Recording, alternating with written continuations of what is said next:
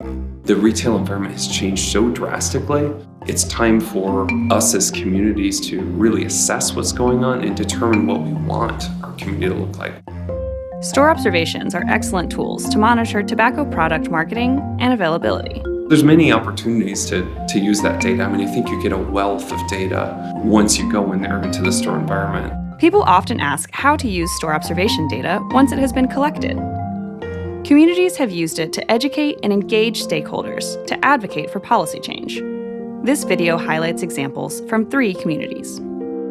In 2015, Minnesota conducted over 485 store observations across 21 counties to inform a variety of point-of-sale efforts.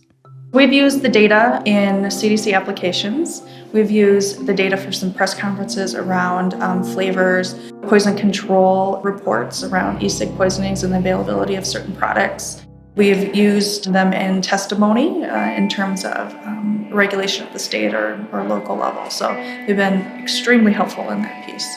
Store audits in rural communities and the metropolitan areas have been equally important.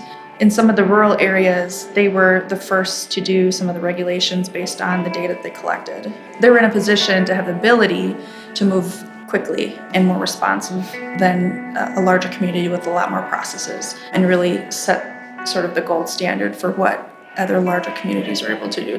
Every city sort of had its place and its role in the point-of-sale movement in Minnesota.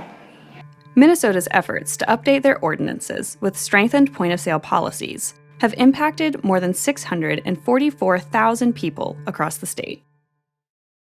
Advocates in San Francisco use their store observation data in combination with maps, public opinion surveys, and coalition building to change policies. When you see a map and it shows neighborhoods and you see the inundation of tobacco retailers in those neighborhoods, and people start to think, oh, that's where I dropped my kid off for soccer practice. Oh, I went on my first date there. That's the place where my friend lives. It gives people some real life interaction with that data. We decided to do some assessments of the food environment as well as the alcohol environment while we were in the stores. I'm the tobacco person, but the alcohol person and the activity and nutrition person also wanted to get involved. And so we did a lot of great data collection, which also allowed us to do some great data share back. We started to get a much better picture of what's going on in San Francisco, and even down to the micro neighborhood level. In 2014, the San Francisco Board of Supervisors approved a policy to reduce the density of tobacco retailers across the city. They've also launched the Healthy Retail San Francisco Project, a public-private collaboration to increase access to healthy food and decrease access and exposure to unhealthy products, including tobacco.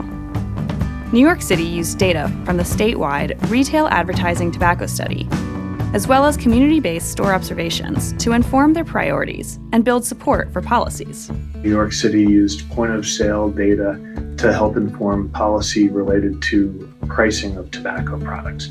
Now, New York City has some of the highest cigarette prices in the United States, and that's been a centerpiece of our tobacco control policy for years. We believe very strongly that it's already helped to save and will continue to save thousands of lives. The 2013 Sensible Tobacco Enforcement Law prohibits price discounts, sets a minimum floor price for products, creates a minimum pack size for cheap cigars, and targets tax evasion. New York City also raised the age to purchase tobacco products to 21. It's a great way to visualize and make very clear to parents, to policymakers, and to the advocates you're working with. What are we talking about?